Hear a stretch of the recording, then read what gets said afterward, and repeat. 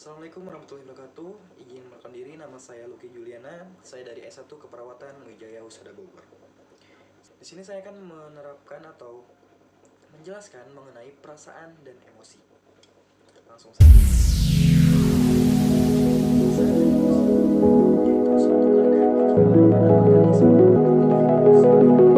Adanya peristiwa atau persepsi yang dialami oleh organisme.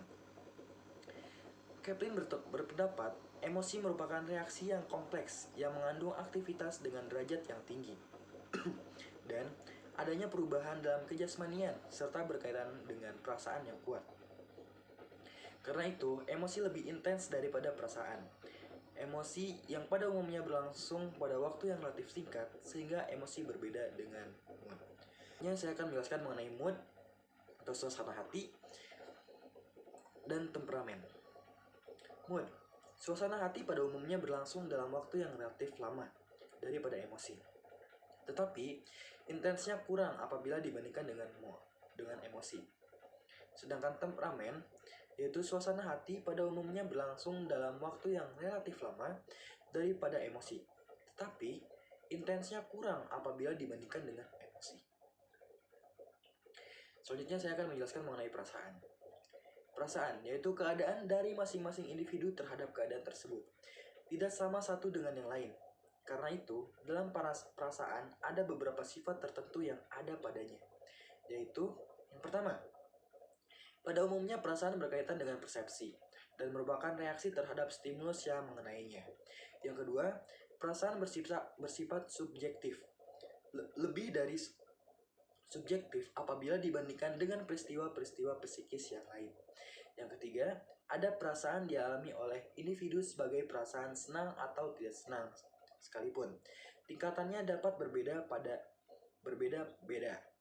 Menurut Wundt dalam Woodward dan Marquez 1957. Selanjutnya ada 3 dimensi perasaan menurut Wundt. Menurut Wundt, senang masih ada dimensi perasaan yang lain, yaitu perasaan masih dapat dialami oleh individu sebagai excited feeling atau sebagai inert feeling. Dan ini dipandang sebagai dimensi yang kedua. Selanjutnya, jenis perasaan atau state. Perasaan presence, yaitu perasaan yang timbul dalam keadaan yang nyata dihadapi, yaitu berhubungan dengan situasi yang aktual. Yang kedua, ada perasaan yang menjangkau maju, merupakan jangkauan ke depan, yaitu perasaan dalam kejadian-kejadian yang akan datang. Jadi, masih dalam pengharapan. Yang ketiga, perasaan yang berkaitan dengan waktu yang telah lampau, yaitu perasaan yang timbul dengan melihat kejadian-kejadian yang telah lalu. Stoutland mengemukakan beberapa hipotesis berkaitan dengan teorinya tersebut. Di antara hipotesis tersebut dikemukakan bahwa makin tinggi makin tinggi seseorang mempersepsi probabilitas tercapainya tujuan dan makin besar pentingnya tujuan, maka besar perasaan positif atau perasaan senang yang ada dalam diri orang yang bersangkutan. Yang kedua, makin pentingnya suatu tujuan, tetapi seseorang mempersepsi rendahnya probabilitas tercapainya tujuan, maka hal tersebut akan menimbulkan perasaan yang tidak menyenangkan atau timbul suatu kecemasan. Yang ketiga, apabila seseorang mengalami kecemasan, maka adanya motivasi dari orang yang bersangkutan untuk melepaskan diri dari kecemasan tersebut.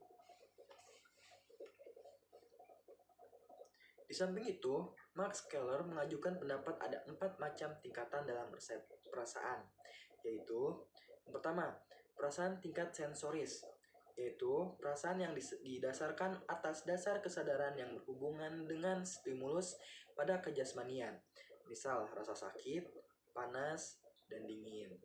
Yang kedua, perasaan kehidupan vital, yaitu perasaan yang bergantung pada kejadian jasmani keseluruhan, misal rasa segar, lelah, letih.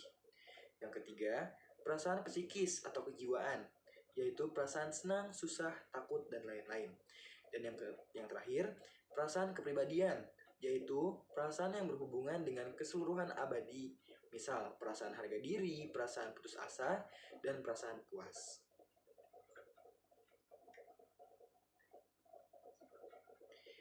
Bigot dan kawan-kawan memberikan klasifikasi perasaan sebagai berikut. Yang pertama, perasaan keinderaan, yaitu perasaan yang berkaitan dengan alat indera, misalnya perasaan yang berhubungan dengan pencapaian rasa asin, manis, pahit, lapar, dan haus. Terus, perasaan psikis atau kejiwaan yang masih dibedakan atas. Yang pertama, perasaan intelektual. Yang kedua, perasaan sosial atau kemasyarakatan. Yang ketiga, perasaan kesusilaan. Yang keempat, perasaan harga diri. Yang kelima, perasaan keindahan. Dan yang terakhir, perasaan ketuhanan. Selanjutnya, perasaan intelektual. Perasaan ini timbul atau menyertai aspek intelektual, yaitu perasaan yang timbul apabila orang dapat memecahkan suatu soal atau mendapat hal baru sebagai hasil kerja dari segi intelektualnya. Perasaan ini merupakan motivasi individu dalam berbuat, dan perasaan ini merupakan motivasi dalam ilmu pengetahuan. Perasaan kesusilaan. Perasaan ini timbul apabila orang mengalami hal-hal yang baik atau buruk. Menurut norma-norma kesusilaan, hal yang baik akan menimbulkan perasaan senang atau positif. Sedangkan hal yang tidak baik menimbulkan perasaan yang tidak senang atau negatif. Selanjutnya, perasaan keindahan atau perasaan estetika, yaitu perasaan yang timbul apabila seseorang mengalami sesuatu yang indah atau tidak indah. Orang akan mengalami perasaan senang bila mempersepsi sesuatu yang indah. Demikian juga sebaliknya, orang yang merasa tidak senang bila mempersepsi sesuatu yang tidak indah. Selanjutnya, perasaan kemasyarakatan atau perasaan sosial. Perasaan ini timbul dalam hubungan dengan interaksi sosial, yaitu hubungan individu satu dengan individu yang lain. Perasaan ini dapat bermacam-macam coraknya. Misal, perasaan senang atau simpati, dan perasaan tidak senang atau antipati. Selanjutnya ada perasaan harga diri. Perasaan ini merupakan perasaan yang menyertai harga diri seseorang. Perasaan harga diri ini dapat positif, yaitu apabila individu dapat menghargai dirinya sendiri dengan cara baik. Tetapi sebaliknya, perasaan harga diri ini dapat negatif, yaitu apabila seseorang tidak dapat menghargai dirinya secara baik. Yang terakhir ada perasaan ketuhanan, yaitu perasaan ini timbul menyertai kepercayaan terhadap Tuhan yang mempunyai sifat serba sempurna. Perasaan ini akan mendorong seseorang berbuat baik. Orang akan merasa senang atau bahagia bila menjalani perintahnya. Sebaliknya, orang akan sedih bila melanggar hal-hal yang digariskan olehnya. Perasaan ini merupakan yang tertinggi atau yang terdalam. Selanjutnya saya akan menjelaskan mengenai emosi. Yang pertama, emosi. Sesuatu yang telah dipaparkan di depan emosi itu, sekalipun para ahli telah dipaparkan apa yang dimaksud dengan emosi itu, dalam keadaan emosi pribadi seseorang telah dipengaruhi sedemikian rupa, hingga pada umumnya tidak lagi memperhatikan satu norma yang ada dalam hidup bersama. Seseorang yang mengalami emosi pada umumnya tidak lagi memperhatikan keadaan sekitar. Selanjutnya ada teori emosi. Teori ini untuk menjawab pertanyaan apakah hubungan emosi dengan gejala kejasmanian ataukah justru sebaliknya, menurut Bimo Walgiston 1989. Teori emosi tersebut sebagai berikut. Yang pertama ada teori sentral, dikemukakan oleh Cannon. Menurut teori ini, gejala kejasmanian merupakan akibat dari emosi yang dialami individu. Misalnya, orang yang marah, gejala kejasmaniannya meliputi jantung berdebar, pernapasan cepat, dan mata merah. Yang kedua ada teori perifer, dikemukakan oleh James Lange. Teori ini merupakan kebalikan dari teori sentral, yaitu gejala kejasmanian. Menurut teori ini, orang tidak menangis karena susah, tetapi sebaliknya, ia susah karena menangis. Berdasarkan penelitian Sherrington dan Cannon, dikatakan bahwa pada umumnya teori perifer tidak tepat dan menitik beratkan pada hal-hal yang bersifat perifer, bukan yang bersifat sentral. Yang ketiga ada teori kepribadian, dikemukakan oleh James Linchoten. Teori ini mengatakan bahwa emosi merupakan suatu aktivitas pribadi ketika pribadi tidak dapat dipisah-pisahkan antara jasmani dan psikis sebagai dua substansi yang terpisah. Adapun hubungan emosi dengan gejala kejasmanian, yaitu mengenai masalah ini dapat dikemukakan sudah sejak dahulu orang telah menghubungkan antara emosi yang dialami oleh seseorang dengan gejala-gejala kejasmanian. Bila seseorang mengalami emosi pada individu itu akan terjadi perubahan kejasmaniannya, maka dia diciptakan Lee detector, yaitu suatu alat yang digunakan dalam lapangan psikologi kriminal dan telah memberikan bantuan yang positif diciptakan oleh John A. Larson yang disempurnakan oleh L. Keller, dan alat ini perubahan-perubahan yang terjadi jasmani dapat dicatat.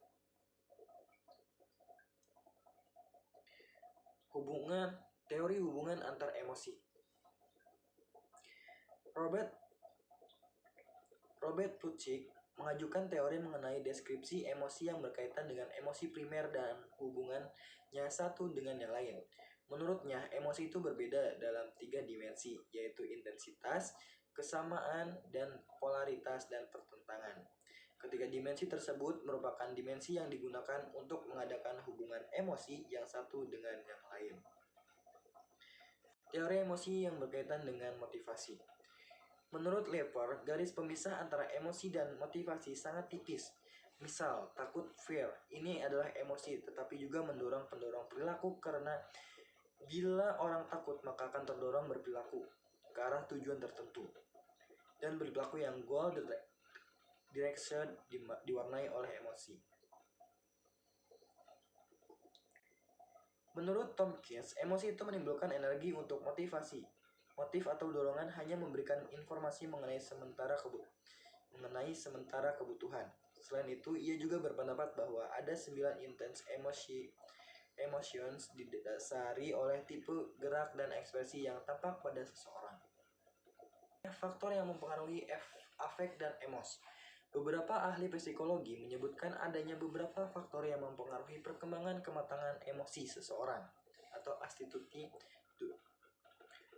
seseorang, yaitu yang pertama, pola asuh orang tua. Pola asuh orang tua terhadap anak bervariasi. Ada yang pola asuhnya menurut apa yang dianggap terbaik oleh dirinya sendiri saja, sehingga ada yang bersifat otoriter, memanjakan anak, acuh tidak acuh, tetapi ada juga dengan penuh cinta kasih. Perbedaan pola asuh dari orang tua seperti ini dapat berpengaruh terhadap perbedaan perkembangan emosi peserta didik.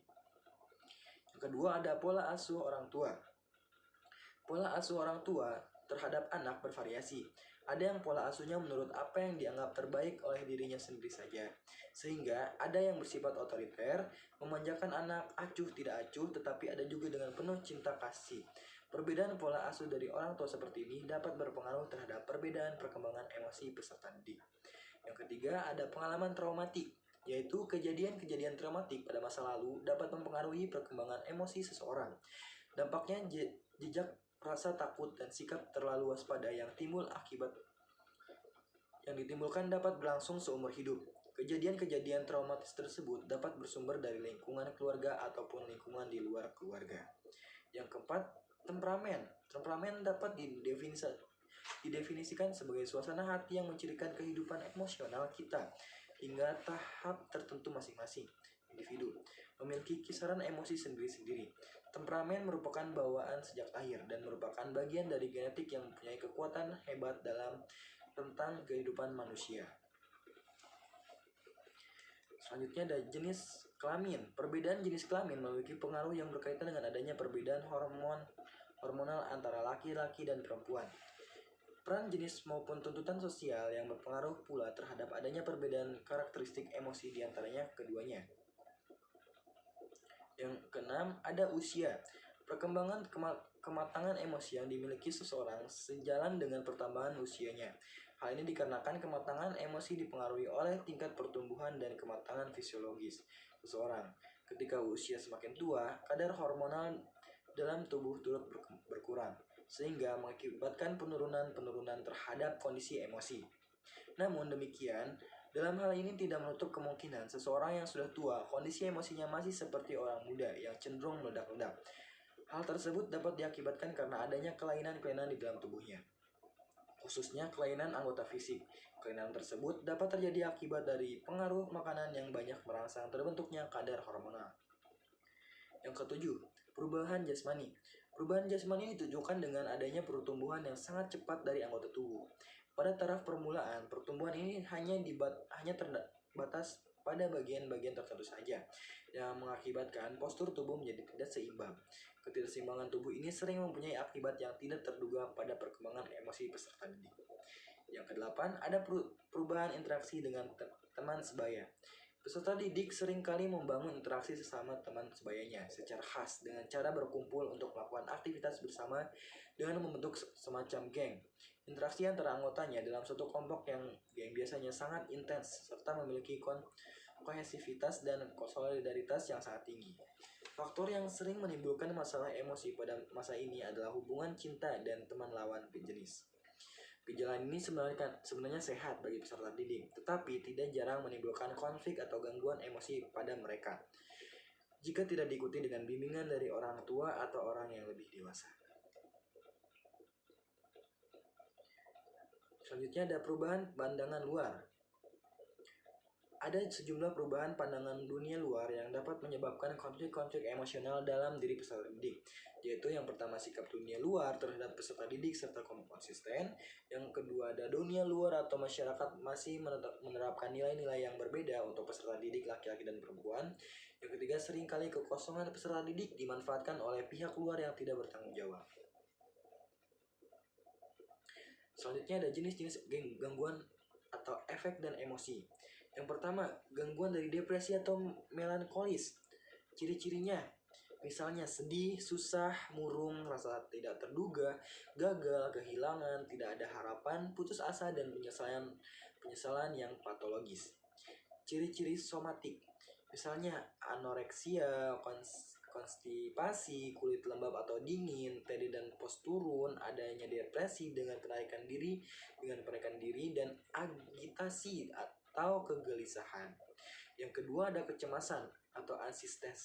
Ciri-ciri psikologisnya misalkan khawatir, gugup, tegang, cemas, rasa tak nyaman, takut, dan lekas terkejut.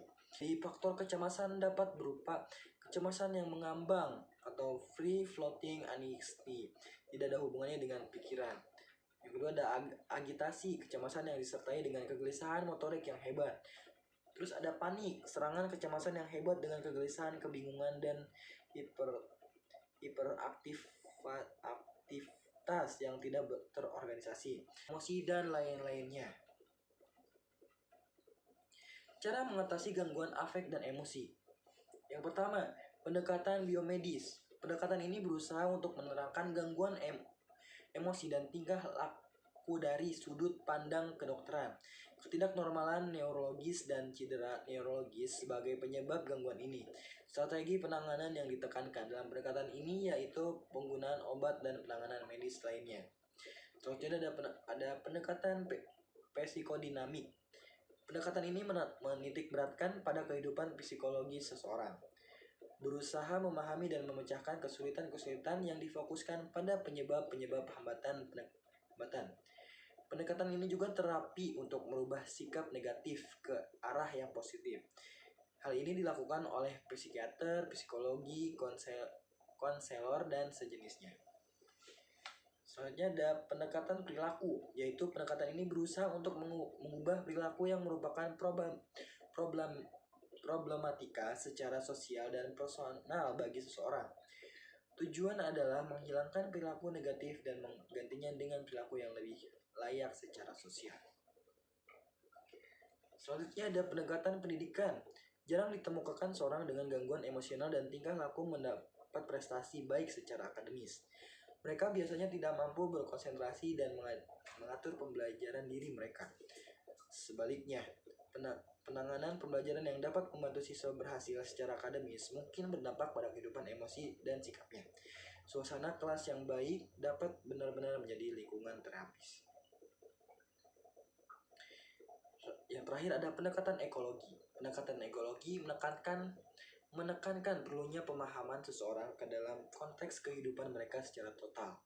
Pendekatan ini juga menekankan perilaku membantu seorang yang mengalami hambatan harus dilakukan melalui usaha-usaha kolaborasi keluarga, sekolah, dan teman, serta masyarakat. Emosi dasar. Yang pertama, joy atau gembira. Yang kedua, surprise atau terkejut. Yang ketiga, ada anger atau marah. Yang keempat, ada contempt, yaitu mengejek. Yang kelima, ada shame atau malu. Yang keenam, ada interest, yaitu tertarik. Yang ketujuh, ada sadness atau sedih. Yang kedelapan, ada disgust atau jijik. Yang ke-9 ada fear atau takut. Yang ke-10 ada grief. Dan ini merupakan ekspresi emosi universal. Terima kasih banyak. Saya Lucky Juliana. Mohon maaf bila ada kesalahan. Wassalamualaikum warahmatullahi wabarakatuh.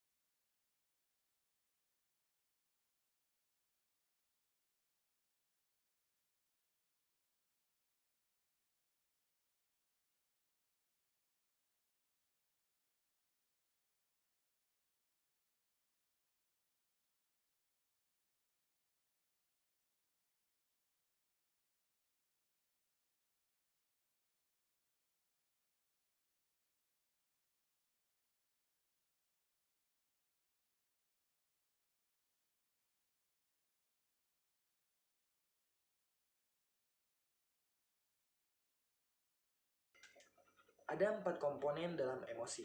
Yang pertama, stimulus, yaitu yang mendorong reaksi. Yang kedua, perasaan, yaitu pengalaman yang disadari baik positif atau negatif yang membuat kita menjadi awas. Yang ketiga, ada rangsangan fisiologis, yaitu respon tubuh. Yang keempat, ada respon perilaku tindakan yang dilakukan.